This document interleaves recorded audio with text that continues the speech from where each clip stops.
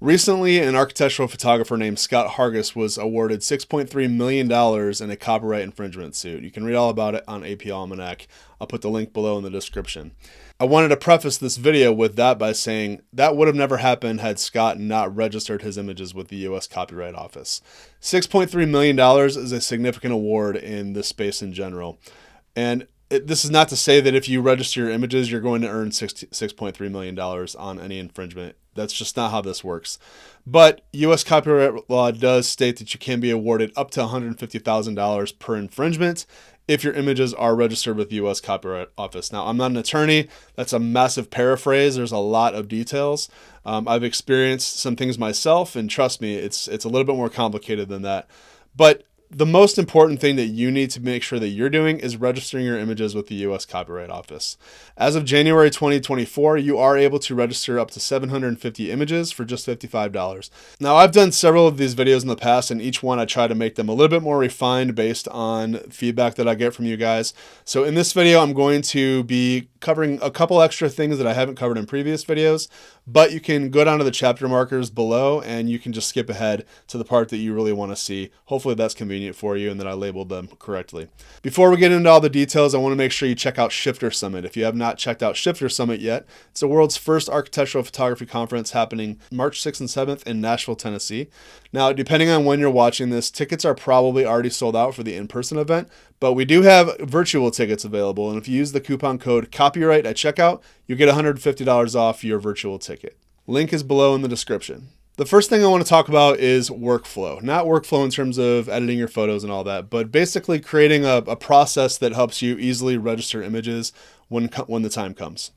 Now, the way I have things broken out is a mixture of things I've learned from different photographers over the years and just ways that I've kind of refined it to myself. So I'm going to bring it into my Lightroom and I'm going to show you how my folder structure is laid out, because folder structure is key, in my opinion, to an efficient process. Now, for my Lightroom workflow, I create a catalog for all of the different types of photography I do every year. So 2023 has its own catalog. It's got any architectural photos, any personal projects, any film scans, any real estate photos, any other types of projects that I've photographed or done in 2023. And it's just all organized nicely. Now, within the architecture and design folder, you can see I've got Q1, Q2, Q3, and Q4. If you look into these folders, you're just basically going to see all of the different projects laid out by the dates and the title of the project and the client that I worked with. Every photo that I deliver to the client, I mark it with a flag. So that way, when I go to export, I can simply just filter by flagged, hit export, and I'm done with it. That way, I also know when it comes time to register my images, everything that is marked with a flag has been published or delivered to a client. Whether it's proofs, whether it's anything. If it's marked with a flag, it means I've exported it and I've delivered, okay? That's all you really need to know about the workflow as it relates to registering your images. There's more details, like I said, that I do that I'm not going to go into right now because they're not relevant for this video. But just to give you kind of a picture of what that looks like. If I click on Q4 folder, everything that has a flag on it, if I filter by flagged photos, that means all of these have been published. And as you can see, I've got 340 photos selected.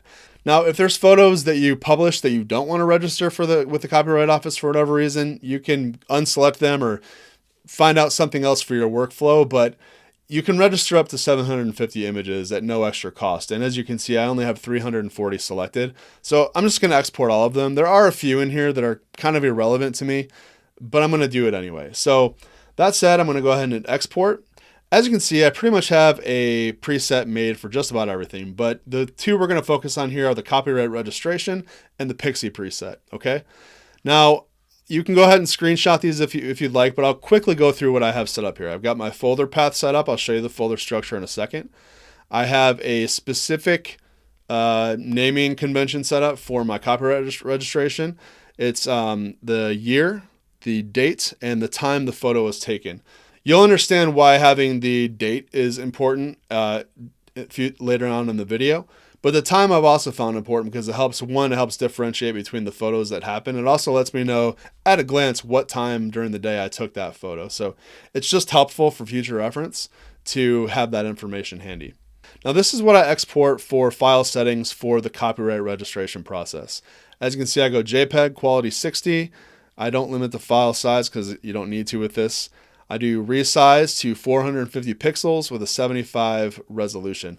When you're registering photos to the US Copyright Office, you don't need to upload big thumbnails. It's irrelevant. Really, all the US Copyright Office cares about is a thumbnail of what the image looks like. It doesn't have to be pixel peeped or anything like that, and the file name. Those are the two most important things, and I'll show you what a registration letter looks like later.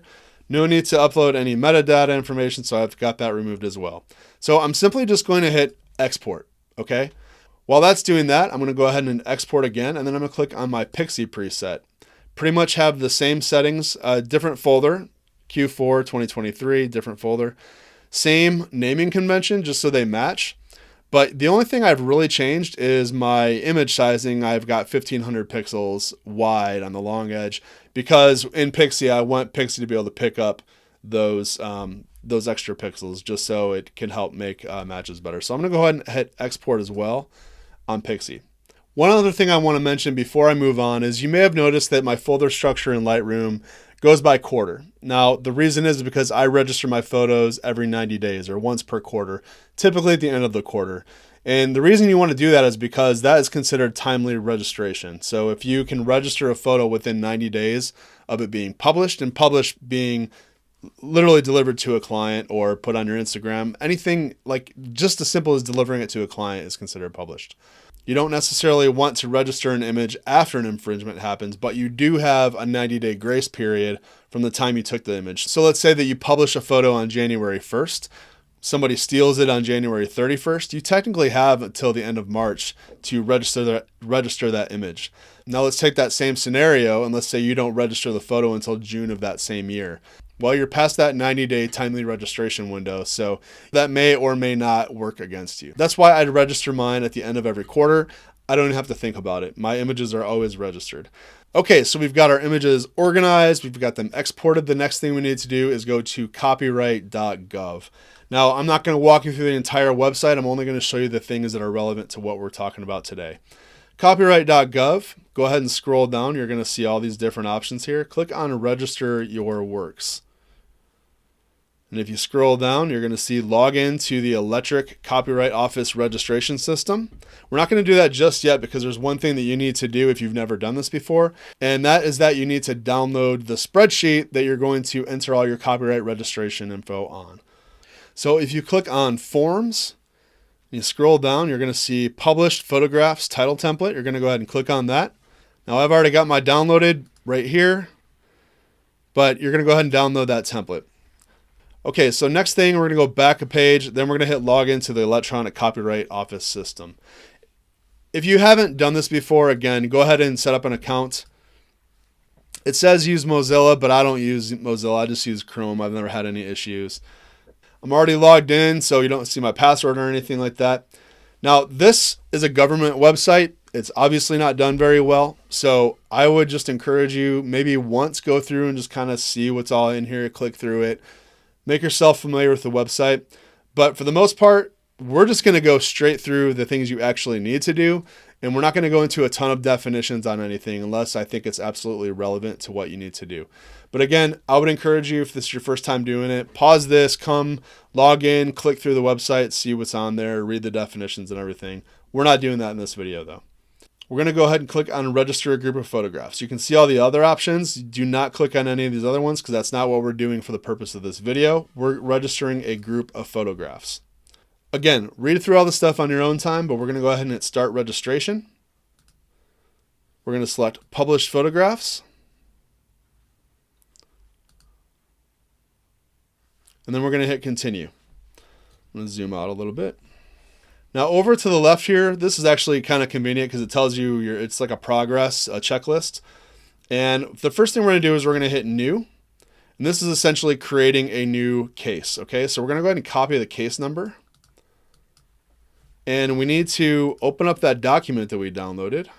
Now, you can open this in Numbers, I believe, or other document softwares. I use Excel because I ran into some issues with the formatting in Numbers, and I think also in Google Sheets. So if you have Excel, I think you'll be best served using Excel, and I'll explain why as we go through this. But you're going to go ahead and paste your case number into here. All I do is I come back to my registration folder, Q4 2023. I'm just going to select all, and I'm going to hit Command C on a Mac to copy. And I'm going to come in here and I'm just going to hit Command V to paste. And it pastes all of the file names for me, which is really convenient. Then I need to go into this column over here and do the same exact thing. Hit Command V to paste it, and it does the same exact thing for me. Okay, month and year of publication. This is when the file naming convention really comes in handy, okay? Because I can easily at a glance see when these things were published. So I can see this one, October 7th, 2023. So I can just do 10, 2023. I can do 10 of 2023 in the next column. 10, 23. I can keep on doing that, or I can just click on these. I can shift click on these and just drag down through the end of October, which is quite far down. So we're going to just simply scroll till we get to the end of October. Right there. Now, the reason you need to do this, the whole purpose of this sheet and the way they have these things organized, one, you're going to have to upload this later for documentation. But as you can see in this column here, everything is separated. It separates it with a comma for you, because that's going to come in handy during the actual registration. You need to have a comma separated between all the file names. That way I can just go ahead and copy this section and paste it into there easily. So we're going to scroll down. We're going to continue the same thing for November. Okay, so we've got everything filled out. The next thing I want to do is I want to actually save this document with a very specific naming convention. And I got this from Gary Gomez, who also has a great copyright registration video that was probably one of the first ones that was actually out there that went into detail. But I wanted to create one in my own voice showing the way that I do things. So we're going to go ahead and save this document in our Q4 2023 folder. And the naming convention we're going to use is group registration photos by Jordan Powers, or whatever your name is, comma, published October, just abbreviated. Let's see, the first one was October 7, comma, 2023 to December 7, 2023, semicolon, 340 photos. We're going to go ahead and save that. And now we can go back to the registration website and get cracking. So the title of the group is what we just named that file. So we're going to go ahead and open it back up.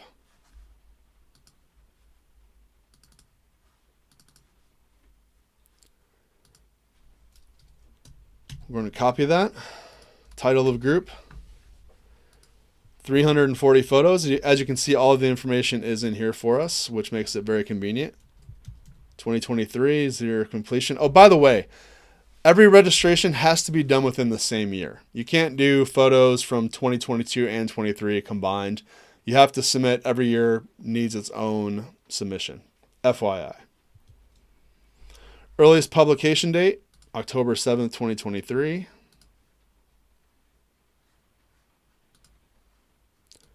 To December 7th, 2023. Nation of first publication, United States. And we're going to save it. Okay, so we've got our case created. Now we can get started with the data that it needs to begin the registration process. So we're going to go ahead and hit new again. The information you're filling out here is what's going to come back on your registration form. And again, I will show you what the registration form looks like, the actual verification form that you get from the Copyright Office. But this form right here is helping to format that paper for you, essentially. The challenging part of this is that there is a 1995 character limit. I personally verified with the US Copyright Office. Even if you don't include every single title in here, it doesn't mean the image is not registered. So there's been times in past videos where I went through this and some of the names got cut off because I went over the 1995 character limit. It doesn't matter. Essentially, all the US Copyright Office cares about is that the photos themselves are uploaded and that the document is uploaded that has all the photo names. Those are the things that really matter. Again, this is just what comes back on your registration form.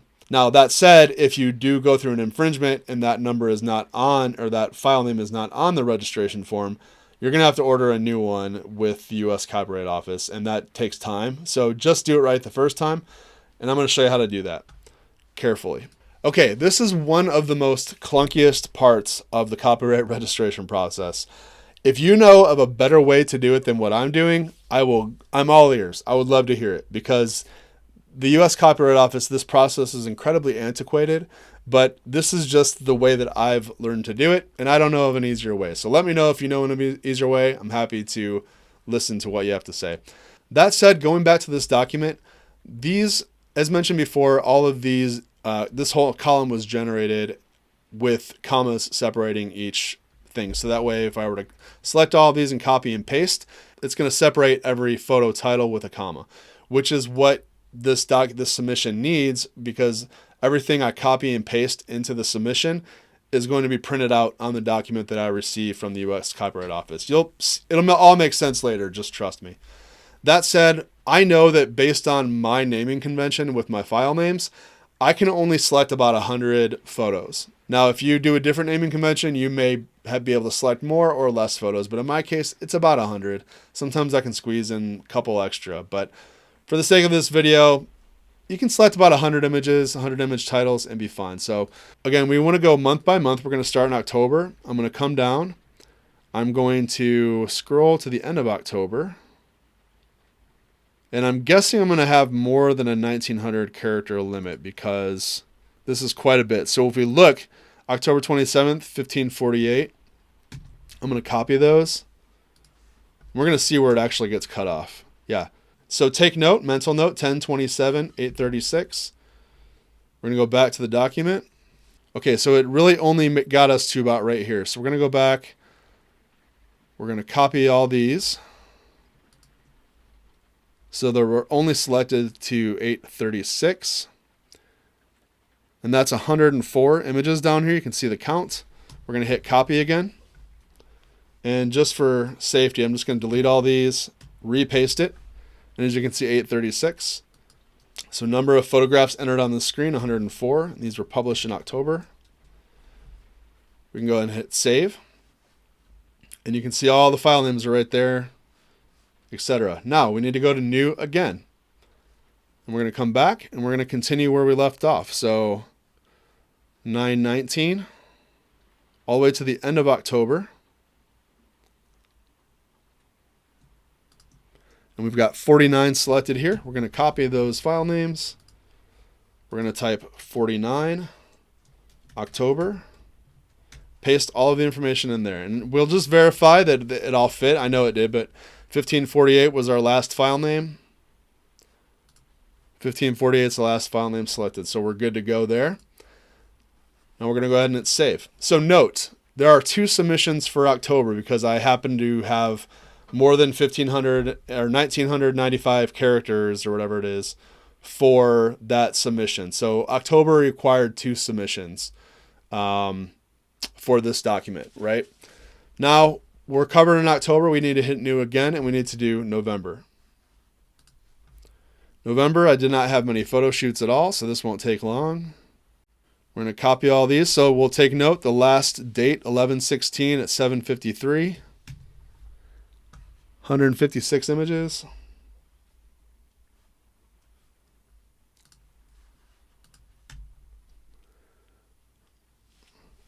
We didn't quite make it. So the last image, 11/4 at 11:55. So we need to go back to that.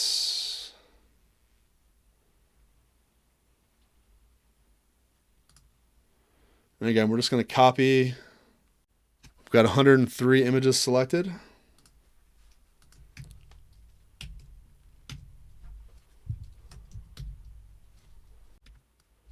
Go ahead and finish off November here. And then finally we have December, which I only had 1 photo shoot in December, I think. Okay, so we've got all of the file names added to the registration form.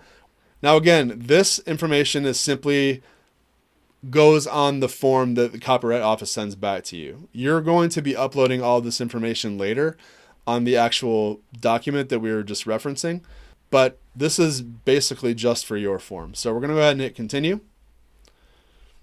What's really important here is you go through and fill out all the things that have a star or an asterisk next to them. So we're going to fill that out. As you can see, like, none of this information is really necessary. It's only the things that have an asterisk next to them. In this section, you are adding who the claimant is. In that case, it's you, unless there's somebody else that you're adding as the registration, whoever holds the copyright. I'm going to go ahead and add my information there. So my information is now listed there. We're going to hit continue. I can add myself here. I'll add myself here for the correspondence. The mail certificate, I'm going to add myself there. Continue. Special handling, if you don't need any kind of special handling, just hit continue. Certification, you just want to certify that you're the name, you're the author or whatever. Go ahead and put your name in here. And then the file name for the document, we'll go ahead and copy this again. I'm going to actually select the XLSX at this point because it's asking for the document name. If you have a tracking number for your own internal purposes, you can put it there. If you want to leave a note for the Copyright Office, you can, but otherwise don't worry about it. We'll hit continue. And it's basically just saying, okay, this is what we're about to submit. So are you good to go? I'll say absolutely. Hit add to cart. We'll do checkout. And yes, you'll notice it does ask you to pay for it before you upload your stuff. So verify everything looks good. Everything looks right. Again, you can see the total is $55. We're going to go ahead and pay. And I'm going to skip past this because you don't need to see my credit card information. Okay, my payment was successful, so I can go ahead and hit continue. And this is where it's going to have me upload all of the things. So I'm going to go ahead and I'm going to select all of the photos, unselect this. I'm actually going to zip them up. So we'll do compress. And I'm just going to rename this file to be the same as this file. And I'm going to go ahead and select the Excel document as well as the zip file with all my photos. And we're going to go ahead and start upload. So this is another reason you want to have small thumbnails, because otherwise you'd be on this page forever uploading up to 750 photos. As you can see, the upload process went pretty quick. It says click here to complete your submission after uploading all files. We're going to go ahead and do that. And it's done. That's it. Photos are officially registered with the U.S. Copyright Office. It doesn't go, your registration does not go with when you receive the confirmation. It goes with when you did the actual submission. So in about 60 to 90 days, you'll receive a document in the mail that looks a little something like this. I've, again, blurred out some of the information because it's not relevant, but you can see how this all works. This was one of my first registrations back in 2021. As you can see, this registration was from 2019. It was almost a year and a half before I registered photos, and this is when I first started registering my photos. And the reason I have this document scanned is because an infringement case actually came up and my photos weren't registered timely, and that bit me in the butt. So that said, this is the confirmation you're going to get back. It's the certificate of registration. Again, you can notice up here, the effective date of registration takes place whenever you submitted to the U.S. Copyright Office. In my case, I submitted December 14th, 2020. The decision was made on June 8th of 2021. So it was actually 6 months before they confirmed that everything was registered. And that was because I think this was maybe my first registration I ever did. And there was some information that I did incorrectly, and it took 6 months. There was a delay in the process. Hence this video. You don't have to make any mistakes if you follow the instructions in this video. So the form looks a little something like this. You can see how all of the file names are separated by commas. And this is basically everything we just went through. This document is several pages long. It can be, depending on how many images you have. As you can see, it shows all of the actual images. In this case, this submission, I had 332 photos that I registered, and it was 4 pages long. So I have all of my hard copies of my registration forms in a safe under my desk, and I keep them all in case I need them for reference. So that's the registration process from start to finish. As a bonus, I wanted to show you what else I do to help reinforce these copyright registrations. And that's using a service like Pixie. I'm not endorsing Pixie. I've got my personal issues with Pixie. I'm not going to get into those now. This is not a critique on Pixie. But for the most part, Pixie does a good job of finding infringements. A lot of them are junk. They're like spam websites, and it's garbage. As you can see on the screen, I've got 419 matches. 95% of them are going to be from spam sites overseas somewhere, and I'm just going to have to ignore them all. And the interface is a little bit clunky. So again, this is not an endorsement for Pixie, but I do use them to monitor my images on the internet. There's other websites that I have not particularly looked into too much in depth, just because I've been using Pixie for so long. So I'm going to go ahead and I'm going to upload these images to Pixie. So we're going to go to Images, we're going to go to Import, and I'm just going to upload from my computer because I don't trust the other options. So we're going to go to the actual Pixie folder. And I actually already have uploaded some of these. I forgot that I uploaded because there were some that I wanted to start monitoring right away. So I'm just going to upload the ones that I have not yet started monitoring, which are only 49 photos.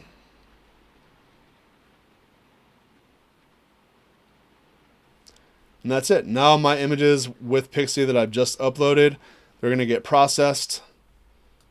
They get processed pretty quickly, so I should see them relatively soon listed here. As you can see, I've got 600 or 6,000, over 6,000, almost 7,000 images uploaded to Pixie.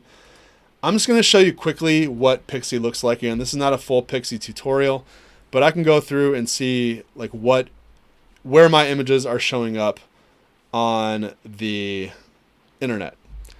As you can see, this was a real estate listing in Franklin, so it's going to show up on 100 different real estate websites, especially this one because this listing was kind of a big deal. This is going to show up everywhere, so I've got a lot of filtering to do. And like I said, Pixie doesn't really have a bulk way to do this, so I literally have to go through every single one of these and just ignore or take action or whatever. Again, this is not an endorsement for Pixie. You can go through and check out Pixie for yourself or any of the other websites that do this kind of image monitoring for you.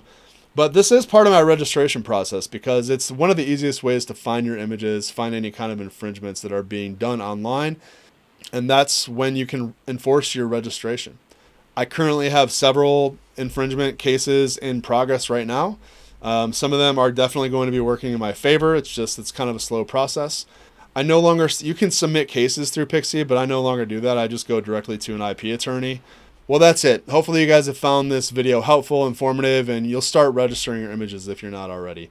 Please, again, if there's anything in this video that I did wrong, or maybe there's an easier way to do something, please let me know, because the next time I make one of these videos, I want to implement any new things that I've discovered. If there's any questions that I didn't elaborate on enough, please let me know. Maybe I'll make a follow-up video. Once again, please be sure to check out shiftersummit.com. If you are not attending in person, there are virtual tickets available. Use the code copyright for $150 off. Thanks so much for watching. See you in the next video.